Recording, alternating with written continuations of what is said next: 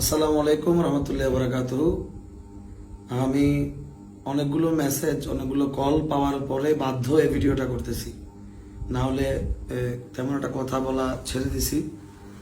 গানের মধ্যেও তেমন একটা কথা বলি না, সোশ্যাল মিডিয়ায় তেমন একটা কথাবার্তা বলি না, কিন্তু আজকে বাধ্য হয়ে বলতেছি।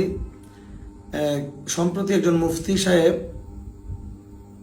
মুর্শিদ বিনে কেউ দিবে না জান্নাতের তরি, এই কালাম যে গাইছে, যারা যারা শুনছে, যারা যারা এই কালামকে বিশ্বাস করছে সবাইকে কাফের বলে দিছে। মানে এক কথায় উনি ওনার উপর ওহী নাজিল হয়ে গেছে যে সবাই কাফের। উনি বলে দিছে স্ট্রেট কাট যে সবাই কাফের। সেজন্য আমি কথাগুলো বলতেছি। এই একই মুফতি ওনার পীর সাহেব সহ আরো মাস ছয়েক আগে রমেশ ফকির মাইজবান্ডারের একটা কালাম মিমের পর্দা উঠাইয়া দেখবি ওরে মন, রাম রহিম কৃষ্ণ করি মূলত একজন, এই কালামের পিছনে লাগছিল। তখন আমি ওনাদেরকে কাউন্টার ভিডিও দিছি, ওনাদের কথার পরিপ্রেক্ষিতে আমি কাউন্টার জবাব দিছি। ওনারা আমার কাউন্টার জবাব পেয়ে আর কোনো কথা বলে নাই, সোশ্যাল মিডিয়ায় এই কথার জবাবও ওনারা দেয় নাই। ওইটার জবাব না দিয়ে এখন আবার মুর্শিদ বিনে কেউ দিবে না জান্নাতের তরি, এটার পিছনে লাগছে। আমি ওনাকে বলবো যে মুর্শিদ বিনে কেউ দিবে না জান্নাতের তরি, এই গানের প্রথম কথা সূরা মাইদায় বলছে আল্লাহ, ইত্তাকুল্লাহ ওয়াবতাগু ইলাইহিল ওয়াসিলা, আল্লাহকে ভয় করো এবং নৈকট্যবর্তী হওয়ার জন্য উসিলা সন্ধান করো। এখন আল্লাহকে যদি আমি ভয় পাই, তাহলে আমি নামাজ, রোজা, হজ, জাকাত সব আদায় করব, কারণ আমি আল্লাহকে ভয় পাই। এই কথা বলার পরে আল্লাহ একটা পার্টিশন দিয়ে দিছে, ওয়া শব্দ উল্লেখ করে এবং বলে দিছে, অথবা বলে নাই, বা বলে নাই, বলছে এবং। তার মানে ইত্তাকুল্লাহ এবং আল্লাহকে ভয় করো এবং নৈকট্যবর্তী হওয়ার জন্য উসিলা সন্ধান করো। তার মানে বোঝা গেল পার্টিশন যেহেতু দিয়ে দিছে, তার মানে নামাজ, রোজা, হজ, জাকাত বা আল্লাহকে ভয় করাটা উসিলা হইতে পারে না।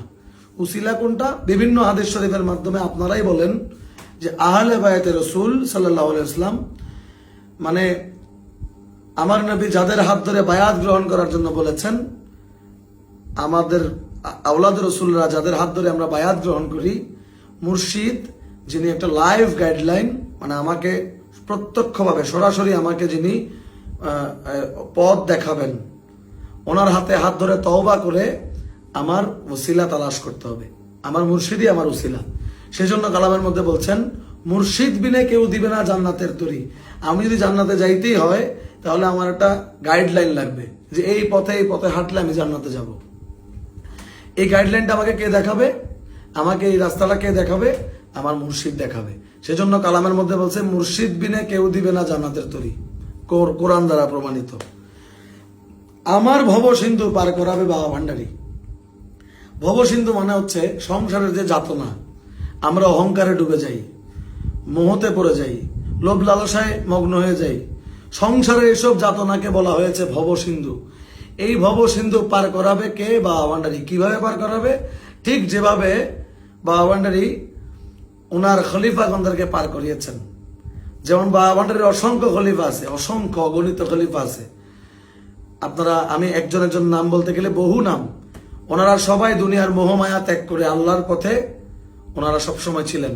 আমরা চাই আমাদেরকে বাবা ভান্ডারী দুনিয়ার মোহমায়া থেকে আমাদেরকে দূরে রেখে আমাদের ভব সিন্ধুটাকে পার করাই দেখ বাবা ভান্ডারী।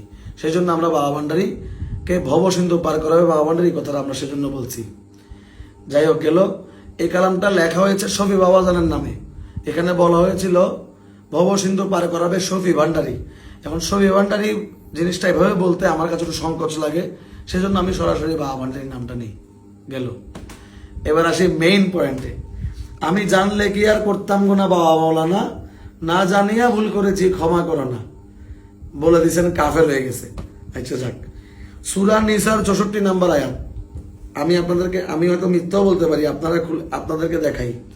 এই যে সূরা নিসা আয়াত নাম্বার 64, আমি বের করে দেখাচ্ছি।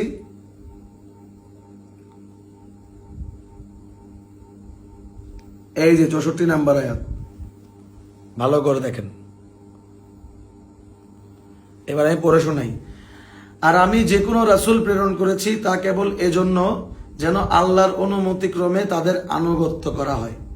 আচ্ছা, আর যদি তারা যখন নিজেদের প্রতি জুলুম করেছিল তখন তোমার কাছে আসতো, মানে আল্লাহ রসুলের কাছে আসতো, অতঃপর আল্লাহর কাছে ক্ষমা চাইতো এবং রসুলও যদি তাদের জন্য ক্ষমা প্রার্থনা করতেন তাহলে তারা আল্লাহকে দয়ালু এবং তওবা কবুলকারী হিসেবে পেত। তার মানে বোঝা গেল আমি যে আমার নিজের উপর জুলুমগুলা করি, পথে ঘাটে আমি অনেক অজান্তে অনেক গুনাহ করি, নিজের জানায় গুনাহ করি, অজানা গুনাহ করি, এটা নিজেদের প্রতি জুলুম। গুনাহ করা আল্লাহ নিজেদের প্রতি জুলুম বলেছেন।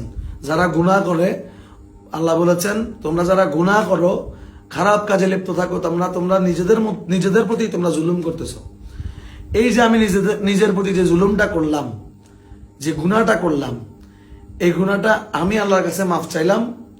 আল্লাহ বলতেছে তখনই শুধু আমাকে তওবা কবুলকারী হিসেবে পাবে না, কখন পাবে? যখন রসুলও তোমার জন্য আমার কাছে কি করবে? ক্ষমা প্রার্থনা করবে। তার মানে বোঝা গেল তওবা কবুলকারী কেন বলছে? ওই যে আমরা বায়াত গ্রহণ করার সময় তওবা পড়ি, আমি তওবা করলাম আল্লাহ কবুল করে ফেললো, বিষয়টা এরকম না।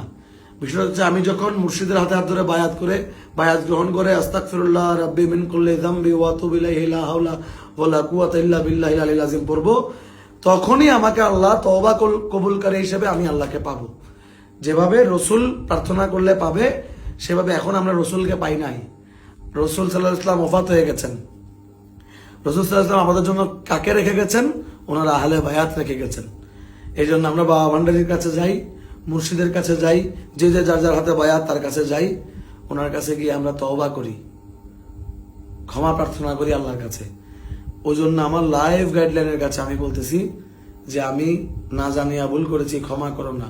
কারণ আমাকে যিনি পথ দেখিয়েছেন উনি যদি আমাকে অ্যাকসেপ্ট না করেন তাহলে আল্লাহ আমাকে অ্যাকসেপ্ট করবে না। উনি আমার গুনাহগুলোকে যদি শুধরায় না দেয় তাহলে আমি শুধরাইতে পারবো না। সেজন্য আমি সরাসরি কার কাছে মাফ চাচ্ছি? আমার মুর্শিদের কাছে মাফ চাচ্ছি। এটার আরো বিভিন্ন ব্যাখ্যা অনেক উলামা আলেমরা আছেন মাইজবানা শরীফে, ওনারা দিতে পারে। আমি তো আলেম না, আমার ক্ষুদ্র কেন যতটুকু ধরছে আমি অতটুকু বলতেছি। এবার আসেন তারপরে, বড় আশা নিয়ে কান্দি তোমার শ্রীচরণ ধরি। এই পার হওয়ার আশায় আমি আমার মুর্শিদের শ্রীচরণ ধরে কাঁদতেছি। আমার মুর্শিদ যেন আমাকে দয়া করে। উনি দয়া করলে আমি রসুলের দয়া পাবো, উনি দয়া করলে আমি আল্লাহর দয়া পাবো। That's it. এবার আসেন পরের লাইনে কি বলছে?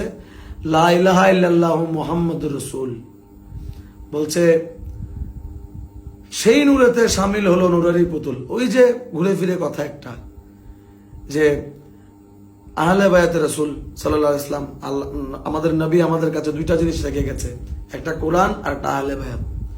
ওই নূরের সাথে এই নূর শামিল হয়েছে। বর্তমানে বেলায়েতের যুগ চলতেছে, বেলায়েতের যুগে আমরা মুর্শিদের কাছে যাব। যখন নবুয়তের যুগ ছিল তখন সাহাবীরা নবীর কাছে যাইতেন, সাধারণ মানুষ নবীর কাছে যাইতেন, হিন্দু বৌদ্ধ মুসলিম খ্রিস্টান যা আছে সবাই আমরা এখন বেলায়েতের যুগে এসে মুর্শিদের দিকে যাই। আচ্ছা যাই হোক, ভিডিও লম্বা হয়ে যাচ্ছে। আপনাকে আমি আর কি বলবো, আপনি এর আগের কথার জবাবগুলোও দেন নাই, এখনো আমি আপনাকে এই ধরনের কথাগুলো বলতাম না। বলতেছি মাত্র একটা কারণে, আমাকে দুনিয়ার মানুষ মেসেজ দিচ্ছে, কল দিচ্ছে। না হলে আমি একদম নিয়ত করছিলাম যে আমি কোনো ভিডিও বানাবো না, কারণ আপনার সাথে কথা বলা ফাও।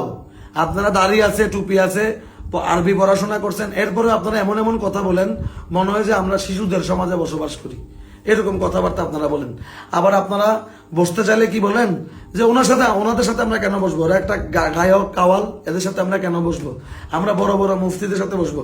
আমি বলছি আগে মাইজভান্ডারির কুকুরদের সাথে বসেন, আমরা মাইজভান্ডারির গোলাম, আগে গোলামদের সাথে বসেন, তারপরে যদি আমরা ফেল হয়ে যাই মুফতিদের সাথে বসিয়েন, আগে আমাদের সাথে বসেন। গান গাই বলে নিজেরা আমাদেরকে এত ছোট মনে করবেন না। আমরা পড়াশোনা করে তারপর গান বাজনা করি, গান বাজনা আমাদের রুহের খোরাক, সেজন্য গান বাজনাতে আসছি, না হলে আসতাম না। এটা আমাদের অন্তরে খোরাক দেয়। যথেষ্ট পড়াশোনা করে তারপরে এই জগতে আসছি। যদি আমার বায়োডাটা লাগে বায়োডাটাও নিয়েন, আমি দিয়ে দিব কমেন্ট বক্সে, যদি আপনাদের প্রয়োজন হয় তাহলে আমি দিব। যাই হোক, আমি কথা বাড়াবো না, হয়তো অনেক আমার ভাষায় ছন্দে কথায় অনেক ভুল হইতে পারে, আমাকে ক্ষমা সন্তুষ্টি দেখবেন। তবে আল্লাহর ওয়াস্তে মাইজভান্ডারি কালামের পিছনে লাগা বন্ধ করেন, এগুলো বন্ধ করে দেন। এটে আসতে পারবেন না।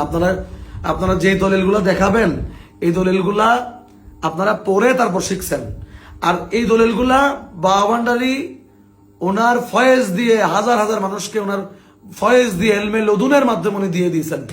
আপনারা পড়ার পরে দেখছেন, বুঝছেন, আর ওনারা না পড়ে দেখে ফেলছে। অনেক তফাৎ আছে।